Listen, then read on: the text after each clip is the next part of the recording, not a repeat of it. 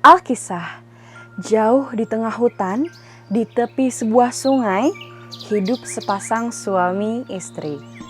Sudah bertahun-tahun lamanya mereka menikah, tetapi belum juga mempunyai seorang anak pun. Bila mana mereka sedang berbincang-bincang, seringkali terdengar mereka berucap, "Kalau saja kita mempunyai seorang anak, tentu kita tidak kesepian." Akan tetapi, mereka tidak putus asa. Setiap hari kedua suami istri ini terus berdoa kepada Allah, mohon dikaruniai seorang anak.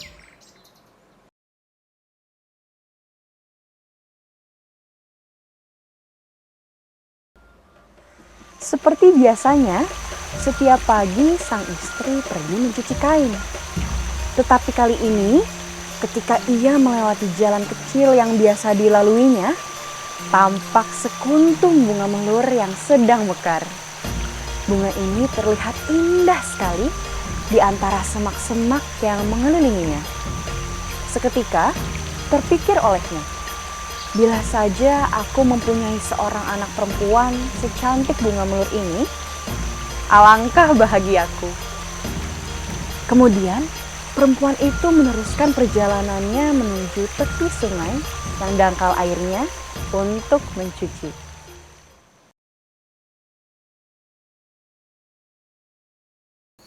Beberapa hari kemudian, ia bermimpi didatangi seorang kakek tua yang berkata kepadanya, "Agaknya Allah akan mengabulkan doamu. Engkau akan melahirkan seorang anak perempuan yang amat cantik. Tetapi bila dia sudah dewasa nanti, engkau harus mengirimkan anakmu itu ke negeri seberang. Seorang putra raja akan menjadi jodohnya." Tidak terbilang sukacita perempuan itu. Karenanya, ia berjanji akan memenuhi pesan kakek tua tersebut.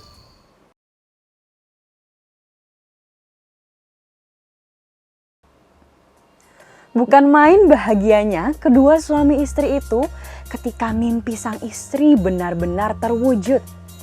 Mereka tidak kecewa walaupun anaknya amat kecil.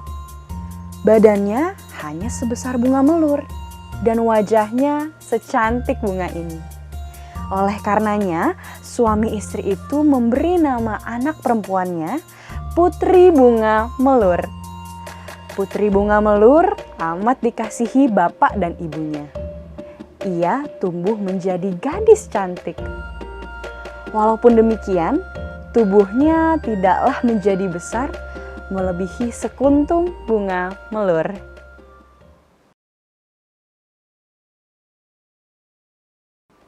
Pada suatu hari, Putri Bunga Melur yang sudah meningkat remaja jatuh sakit. Berbagai tabib telah mencoba mengobatinya, tetapi Putri Bunga Melur tidak kunjung sembuh juga. Teringat oleh ibunya, pesan kakek tua dalam mimpinya bertahun-tahun lalu. Sebab itu, ibu Putri Bunga Melur berkata kepada suaminya, "Pak, kita harus mengirimkan anak kita ke negeri seberang, seperti yang telah kujanjikan kepada kakek tua dalam mimpiku." Karena sudah suratan takdir, suaminya setuju saja.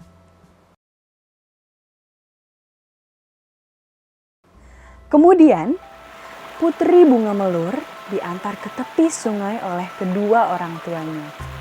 Ketika mereka sedang memikirkan bagaimana cara menyeberangkan Putri Bunga Melur, tiba-tiba jatuh kelopak jantung pisang ke dalam sungai. Timbullah akal Putri Bunga Melur. Lalu ia berkata kepada ibunya, "Ibu, mengapa tidak kita jadikan saja kelopak jantung pisang ini menjadi perahu untukku berlayar ke negeri seberang?"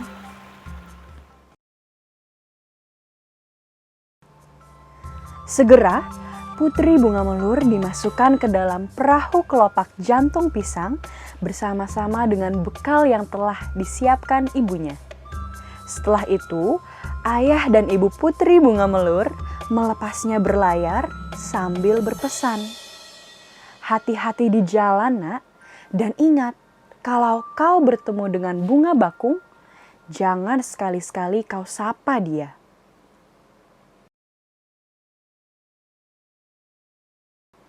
Saat itu, angin tidak bertiup. Agar dapat berlayar, maka Putri Bunga Melur bersenandung memanggil angin. "Angin barat, gelombang barat, antarkan hamba ke tempat tujuan. Hamba akan pergi ke negeri seberang."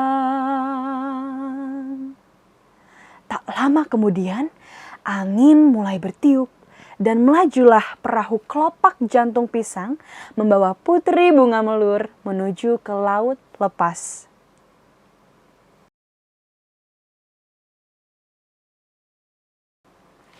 Di tengah perjalanan, tiba-tiba Putri Bunga Melur melihat setangkai bunga bakung yang sedang mekar.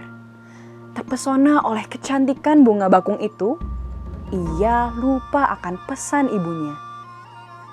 "Wahai bunga bakung, alangkah cantik wajahmu," sapanya. Seketika itu berbeloklah perahunya ke arah bunga bakung. Ketika mendekat, terdengar sebuah suara menjawab, "Singgahlah sebentar Putri Bunga Melur, aku ingin ikut bersamamu berlayar."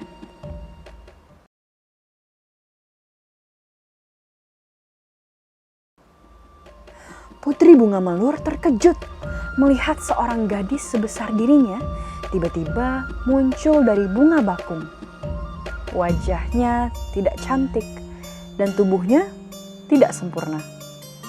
Jari tangan dan kakinya terlihat besar-besar tidak serasi dengan tubuhnya yang kecil. Lagi pula, Tuntung Kapur, nama anak gadis ini, tabiatnya kasar, hatinya dengki dan pemalas. Konon, Tuntung Kapur sebenarnya adalah seorang putri raja yang kena kutuk.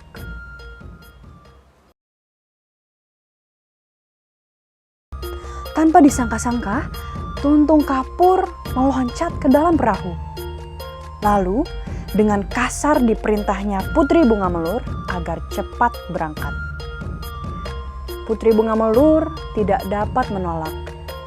Sebab itu, ia menghibur diri. Pikirnya, "Sekarang aku tidak kesepian lagi. Ada kawan yang dapat kuajak bermain-main dan bercakap-cakap. Bukankah perjalananku masih panjang?" Kemudian Putri Bunga Melur bersenandung. "Angin barat, gelombang barat, antarkan hamba ke tempat tujuan. Hamba akan pergi ke negeri seberang."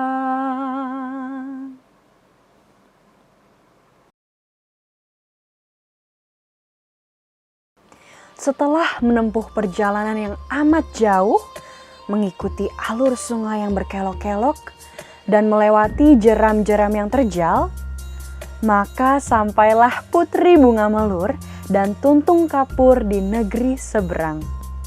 Karena kecilnya tidak tampak jelas oleh para penduduk, perahu kelopak jantung pisang telah bersandar di pelabuhan.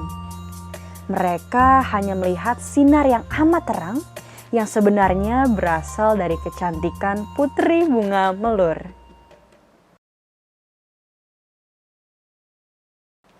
Penduduk menjadi kacau dan seorang hulu balang segera menghadap Baginda Raja.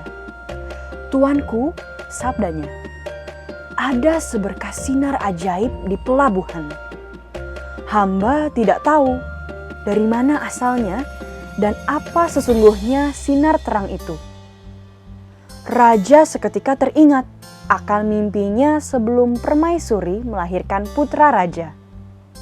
Waktu itu raja dan permaisuri sudah lama menikah, tetapi belum dikaruniai seorang anak pun juga.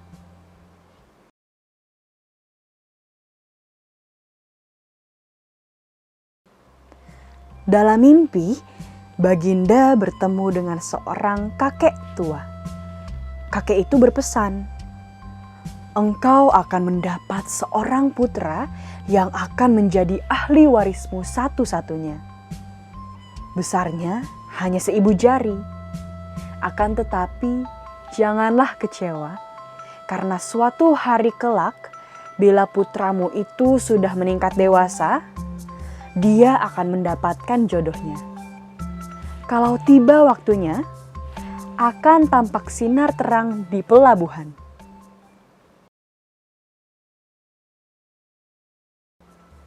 Segera raja bergegas berangkat ke pelabuhan.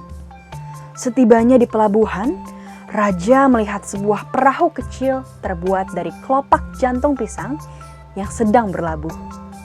Raja kemudian bertanya, "Siapa gerangan tuan-tuan putri? Bidadari ataukah peri?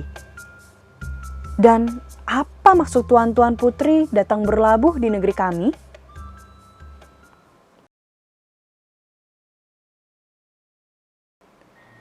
Menjawablah Tuntung Kapur, "Hamba bernama Putri Tuntung Kapur, dan ini dayang-dayang hamba," katanya seraya menunjuk Putri Bunga Melur. "Hamba datang kemari dengan maksud ingin mengabdi kepada Baginda dan putra Baginda." Lalu ia melanjutkan, "Hamba berharap Baginda mau menerima kami."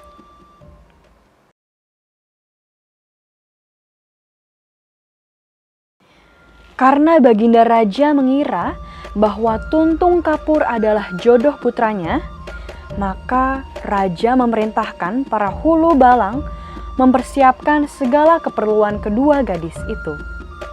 Melihat hal ini, berkatalah Tuntung Kapur yang dengki hati itu kepada Raja, "Baginda, untuk dayang hamba cukuplah ia tidur di dekat kandang kuda saja. Ia tidak perlu ikut tinggal di istana." Putri Bunga Melur amat sedih mendengar perkataan Tuntung Kapur yang tidak tahu membalas budi. Akan tetapi, ia diam saja.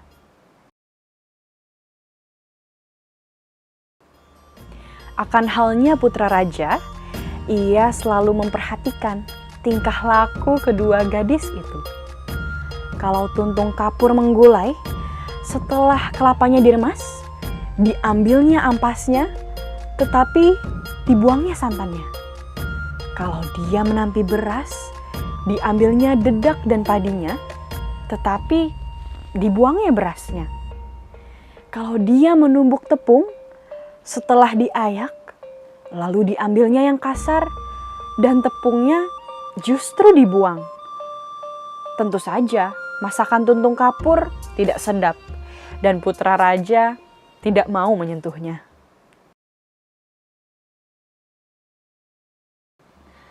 Pada suatu hari, putra raja berjalan melewati tempat Putri Bunga Melur tinggal.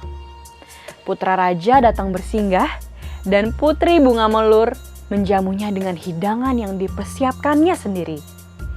Sejak itu, putra raja sering-sering singgah, karena makanan yang dihidangkan Putri Bunga Melur amat lezat rasanya. Sebenarnya, putra raja ingin Putri Bunga Melurlah yang akan menjadi istrinya. Akan tetapi, ia tidak berani membantah titah ayahandanya yang telah menjodohkannya dengan Tuntung Kapur.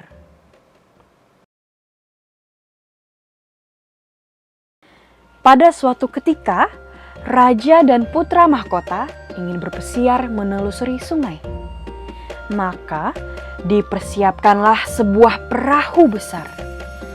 Pada mulanya, Tuntung Kapur tidak mengizinkan Putri Bunga Melur ikut berpesiar. Karena putra raja bersikeras, maka berkatalah Tuntung Kapur, "Baiklah, tetapi si Melur harus berlayar sendiri. Aku tidak sudi berlayar bersamanya." Oleh karena itu, dipersiapkanlah sebuah perahu kelopak jantung pisang untuk Putri Bunga Melur.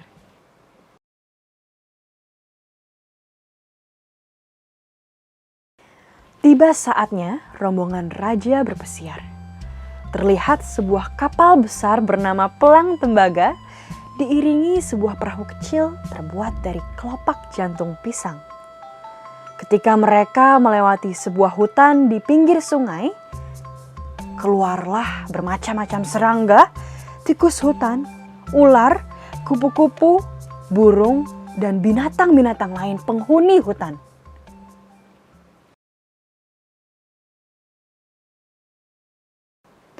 Para penghuni hutan segera bernyanyi beramai-ramai. Beginilah nyanyian mereka. Dalam sampan Pelang Tembaga berlayar Tuntung Kapur. Dalam sampan kelopak jantung berlayar Putri Bunga Melur. Dalam sampan Pelang Tembaga entah siapa dia.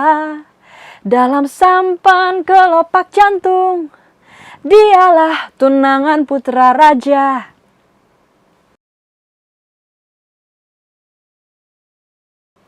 Mendengar nyanyian tersebut, putra raja cepat menyimak. Lalu ia berkata, "Ayahanda, coba dengar nyanyian binatang-binatang itu." Segera Tuntung Kapur menjawab, "Jangan pedulikan nyanyian itu, Baginda.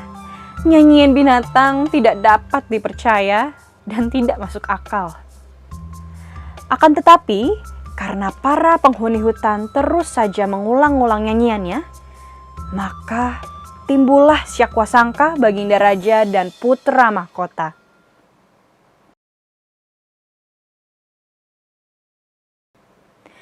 Sepulang pesiar, Baginda Raja menanyakan hal ikhwal yang sebenarnya. Akan tetapi, Tuntung Kapur tidak mau mengakui perbuatannya. Lalu, dipanggillah Putri Bunga Melur datang menghadap. Putri Bunga Melur kemudian menceritakan seluruh kisahnya. Baginda Raja pun menjadi sangat murka karena telah ditipu oleh Tuntung Kapur.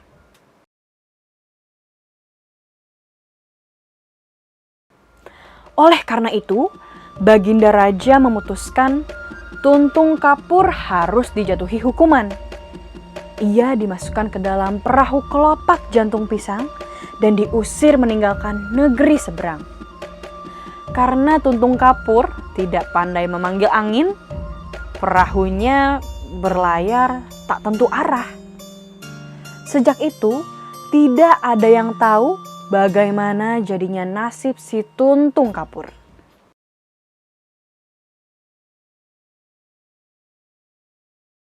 Sementara itu, Putri Bunga Melur dibawa pulang ke istana. Segera, Baginda Raja menitahkan rakyatnya untuk menyiapkan pesta perkawinan putra raja dengan Putri Bunga Melur. 40 hari, 40 malam lamanya, pesta megah berlangsung.